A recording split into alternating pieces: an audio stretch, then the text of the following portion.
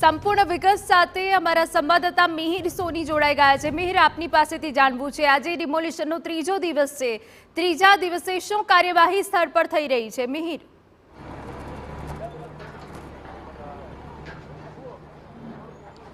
હિના, આ ચંડોળા તળાવનું આ મેગા ડિમોલિશનનો આજે ત્રીજો દિવસ છે અને સતત ત્રીજા દિવસે પણ આ ડિમોલિશન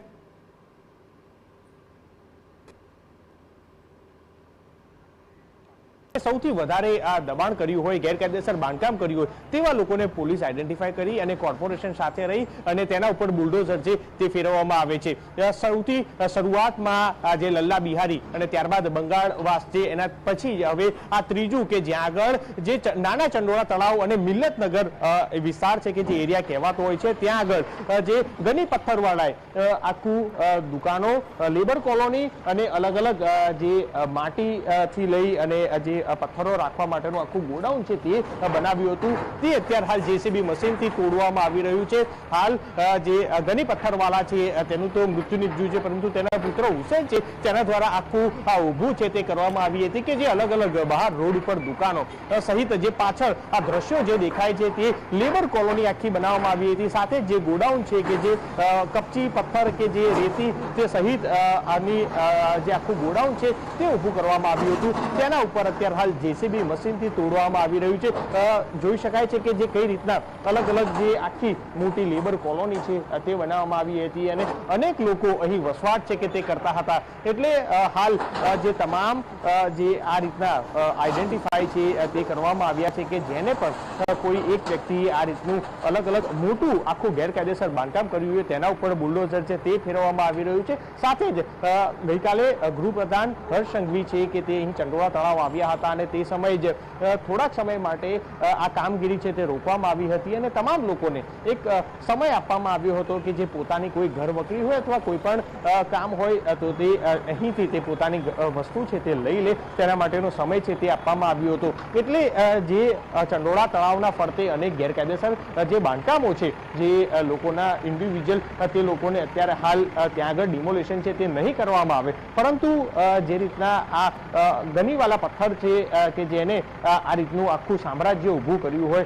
તેને અત્યારે હાલ ડિમોલિશન છે તે કરવામાં આવી રહ્યું છે। જે જ રીતના લલ્લા બિહારીએ આખું પોતાનું સામ્રાજ્ય ઊભું કરી અને આખું નાનું ગામ વસાવ્યું હોય તે રીતના અહીં પણ અલગ અલગ જે લોકો છે કે જે આ રીતના ગેરકાયદેસર એક બાદ એક બાંધકામ કરી અને આખું ગેરકાયદેસર બાંધકામ છે તે ઊભું કરવામાં આવ્યું હતું। જોઈ શકાય છે કે જે આખું ખૂબ મોટી જગ્યા ઉપર આ આખું ગેરકાયદેસર બાંધકામ છે તે બનાવવામાં આવ્યું હતું। અહીંયા ઓડીઓ જે લેબર કોલોનીમાં બનાવવામાં આવી હતી, એટલે કે અનેક લોકો અહીંયા રહે તે રીતની વ્યવસ્થા છે તે વ્યવસ્થા કરવામાં આવી હતી। આખું ગોડાઉન સાથે જ બહાર વેચાણ કરવા માટેની 5 જેટલી દુકાનો છે તે કરવામાં આવી હતી। હાલ તમામ જે આ પથ્થર ગનીવાલાનું જે ગેરકાયદેસર બાંધકામ છે તેને અત્યારે હાલ જમીન દોષ છે તે કરી દેવામાં આવ્યું છે। હાલ જે તેની બહારની હવે દુકાનો છે ત્યાં આગળ ડિમોલિશન છે તે કરવામાં આવશે। એટલે આજે સતત ત્રીજા દિવસે પણ તમામ જે ગેરકાયદેસર ડિમોલિશન છે તેનું આઈડેન્ટિફાઈ કરી અને જે આ રીતે મોટા પ્રમાણમાં જે ઊભું કરેલું હોય આ ગેરકાયદેસર બાંધકામ જે કોઈ એક વ્યક્તિએ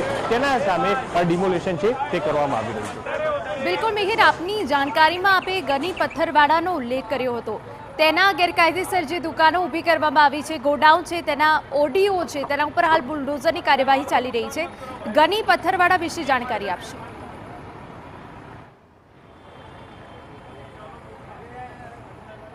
હિના, ગની પથ્થરવાલાનું મૃત્યુ છે 10 વર્ષ પહેલા નીપજ્યું હતું, પરંતુ તેનો પુત્ર હુસેન છે તેના દ્વારા આ આખું અહીં ઓપરેટ છે તે કરવામાં આવતું હતું।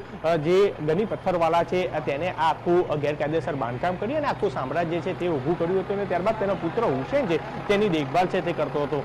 મેં કીધું કે જે આ નાના ચંડોળા તળાવ મિલ્લતનગર રોડ છે કે ત્યાં આગળ શરૂઆતમાં તેની 5 થી વધારે દુકાનો છે તે દુકાનો આવેલી છે અને ત્યાં આગળ જે માલ સામાન છે કે જે મકાન બનાવવા માટેનો કે જે પથ્થરથી લઈ અને ઈંટો, કોન્ક્રીટ સહિત જે માટી, રેતી તેનો વ્યવસાય છે તે કરતા હતા અને ત્યારબાદ અહીં લેબર કોલોની પાછળ છે આખી બનાવી હતી, તે હવે આ જે દુકાનો છે તેના ઉપર હવે જેસીબી મશીન છે તેનાથી તોડવામાં આવશે। એટલે હાલ જે ગેરકાયદેસર દુકાનો બનાવી હતી તેના ઉપર હવે બુલડોઝર છે તે ફરશે। એટલે આ તમામ આઈડેન્ટિફાઈ કે જે વ્યક્તિ આ રીતનું ગેરકાયદેસર બાંધકામ ખૂબ મોટા પ્રમાણમાં ઊભું કરવામાં આવ્યું તે લોકોને અત્યારે સિલેક્ટ કરી અને તે લોકોનું બાંધકામ છે તે તોડવામાં આવી રહ્યું છે. આ જ રીતના અલગ અલગ જે 4 થી 5 વ્યક્તિ કે જેને અહીં ચંડોળા તળાવમાં પોતાનું સામ્રાજ્ય એક આખું ઊભું કરી અને આ રીતના ગેરકાયદેસર બાંધકામ છે તે બનાવ્યું હતું તેને હવે જમીન દોષ છે તે કરવામાં આવી રહ્યા છે. હવે તે બાદ હવે જે અલગ અલગ